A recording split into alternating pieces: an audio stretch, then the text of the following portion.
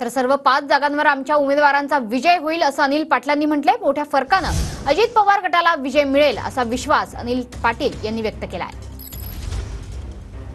नरेंद्र मोदींचं सरकार येत असलं तरी महाराष्ट्रामध्ये मात्र महाविकास आघाडीची आघाडी दिसते आणि महायुती पिछाडीवर दिसते। मुळामध्ये 4 तारखेची आपण सगळ्यांनी वाट बघितली पाहिजे। कुठेतरी सॅम्पल वरती सर्वे करून आणि काही लिमिटेड सॅम्पलला कोणाला फोन करून हस्तपरहस्ते असे जे सर्वे झालेले असतात त्याच्यावरती थोडासा फक्त केवळ अंदाज लावता येऊ शकतो। परंतु वस्तुस्थिती अशी आहे की महाराष्ट्रामध्ये 40+ जागा असणार आहेत। 4 तारखेची आपल्याला वाट बघायला लागेल आणि 4 तारखेलाच मी आपल्यासमोर इंटरव्ह्यू सुद्धा द्यायला येईल। एक्झिट पोलमध्ये दाखवलेले आहेत पण प्रत्यक्षात 4 तारखेला चित्र आपल्याला सगळ्यांना वेगळं दिसेल।